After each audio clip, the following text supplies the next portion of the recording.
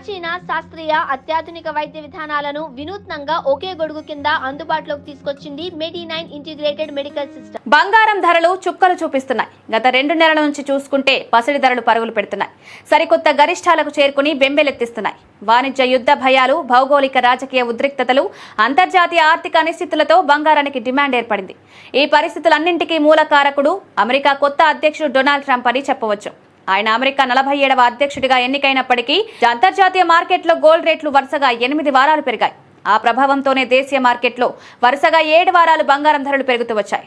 Trump అవలంబిస్తున్న వాణిజ్య విధానాలతో మదుపరులు సురక్షితమైన పెట్టుబడి సాధనంగా బంగారం వైపు మళ్లుతున్నారు. దాదాపు అన్ని దేశాలపై టారిఫ్లు విధిస్తామని ట్రంప్ ఎన్నికైన తర్వాత షాకింగ్ ప్రకటన చేశారు. ప్రతీకార పనులుంటాయని స్పష్టం చేశారు. ఇప్పటికే కొన్ని దేశాలపై టారిఫ్ పెంపు అమలు కూడా చేస్తున్నారు. ఈ విషయంలో అమెరికా ప్రయోజనాలే తమకు ముఖ్యమని నొక్కి చెప్తున్నారు. అమెరికా వస్తువులపై అధిక సుంకాలు విధించే దేశాలపై తాము అదే స్థాయిలో సుంకాలు విధిస్తామన్నారు. ట్రంప్ చేస్తున్న ఈ టారిఫ్ ప్రకటనలు వాణిజ్య యుద్ధానికి, ఆర్థిక అనిశ్చితులకు దారితీశాయి. దీంతో బంగారంలో పెట్టుబడులు పెరిగాయి. వీలైనంత మేర బంగారం కొంటున్నారు. అది కాస్త ధరల పెరుగుదలకు దారితీస్తోంది. దేశీయ బులియన్ మార్కెట్లో బంగారం ధరలు పరిశీలిస్తే 7 వారాల క్రితం 10 గ్రాముల పసిడి ధర 76,546 వద్ద ఉంది. శుక్రవారం మార్కెట్ ముగిసే నాటికి 10 గ్రాముల పసిడి 86,020 రూపాయలకు చేరింది. అంటే ఈ 7 వారాల్లో తులం బంగారం రేటు 9,506 రూపాయలు పెరిగింది. గత వారం రోజుల్లోనే 1.57% పెరగడం గమనార్హం. అంతర్జాతీయ మార్కెట్లో గోల్డ్ రేట్లు జనవరి తొలి వారం నుంచే పెరుగుతూ ఉన్నాయి. ఔన్స్ గోల్డ్ ధర రికార్డు గరిష్ట స్థాయికి 2,954.94 రూపాయలకు చేరిన సంగతి తెలిసిందే. డాలర్ బలహీనపడడం, ఈటీఎఫ్ ఇన్ఫ్లో పెరగడం, అంతర్జాతీయంగా ప్రతికూల పరిస్థితులు బంగారం గిరాకీ పెరిగేలా చేస్తున్నాయి. ఐరోపా దేశాల నుంచి దిగుమతి చేసుకునే బంగారంపై టారిఫ్ పెంచేందుకు అమెరికా సిద్ధమవుతోంది. ఈ క్రమంలో వీలైనంత మేర ముందే బంగారం కొనడాన్ని అమెరికా ప్రజలు చూస్తున్నారు. టారిఫ్ పెంపు తర్వాత రేట్లు పెరుగుతాయని భావించడంతో ఒక్కసారిగా డిమాండ్ పెరిగింది. ఫలితంగా ఐరోపాతో పోల్చితే అమెరికాలో బంగారం ధరలు పెరిగాయి. లండన్ వాల్స్, అమెరికా బ్యాంకులు సహా ఇతర దేశాల కేంద్ర బ్యాంకులు బంగారాన్ని భారీగా కొనుగోలు చేస్తున్నాయి.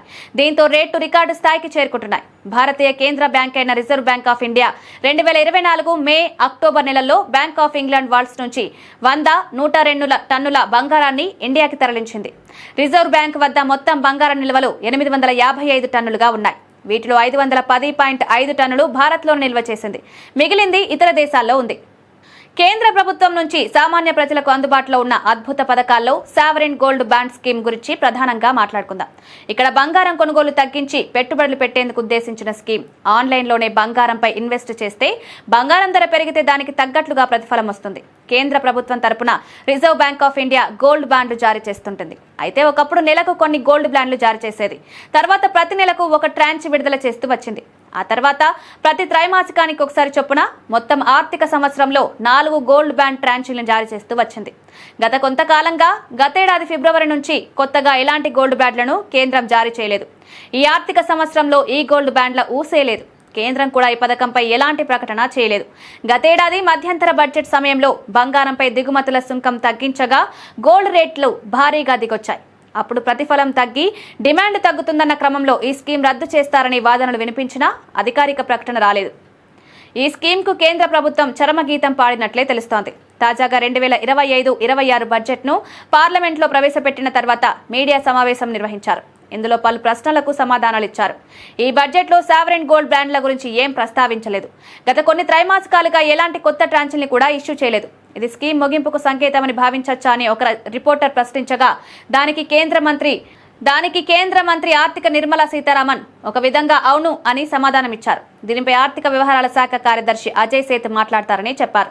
అప్పుడు సేత్ కూడా గోల్డ్ బాండ్ స్కీమ్ గురించి కీలక వ్యాఖ్యలు చేశారు. ప్రభుత్వానికి ఈ పథకం ఆర్థిక భారంగా మారిందని, అందుకే కొంతకాలం కొత్త ట్రాంచీలు జారీ చేయట్లేదని స్పష్టం చేశారు. స్కీమ్ రద్దు గురించి అధికారికంగా నిర్ణయం తీసుకుంటే చెప్తామన్నారు. ఇక దీనికి బలం చేకూర్చేలా బడ్జెట్లో ఈ పథకానికి కేటాయింపులు కూడా తగ్గించడం గమనార్హం. గతేడాది మధ్యంతర బడ్జెట్లో ఈ స్కీమ్ కోసం 26,852 కోట్లు కేటాయించగా ఇప్పుడు పూర్తిస్థాయి బడ్జెట్లో కూడా 18,500 కోట్లే కేటాయించింది. చివరిసారిగా 2023 ఫిబ్రవరిలో గోల్డ్ బాండ్లను ఆర్బీఐ జారీ చేయగా 8,008 కోట్ల రూపాయల విలువైన బాండ్లు కొనుగోలు చేసింది. ప్రస్తుత బడ్జెట్ కేటాయింపులు గతంలో బాండ్ల కొనుగోలు చేసిన వారికి మెచ్యూరిటీ సమయంలో ఇచ్చేందుకేనని అనుకోవచ్చు. గోల్డ్ బాండ్ స్కీమ్ కింద కనీసం గ్రామ్ నుంచి గోల్డ్ కొని ఇన్వెస్ట్ చేయవచ్చు. గ్రామును యూనిట్ గా పేర్కొంటారు. సాధారణ ప్రజలకు గరిష్టంగా 4 కిలోల వరకు గోల్డ్ బాండ్ యూనిట్లు కొనేయవచ్చు. ఆన్లైన్లో కొనుగోలు చేస్తే గ్రామ్పై 50 రూపాయల డిస్కౌంట్ వస్తుంది. స్కీమ్ కాలపరిమితి 8 సంవత్సరాలు. 5 ఏళ్ల తర్వాత కూడా ముందస్తు ఉపసంహరణకు అవకాశం ఉంటుంది. దీనిపై చివరిసారి ఇష్యూ ప్రకారం 2.5% వడ్డీ రేటు కూడా వస్తుంది. ఈ వడ్డీ రేట్ అనేది టెన్యూర్ మొత్తాన్ని స్థిరంగా ఉంటుంది.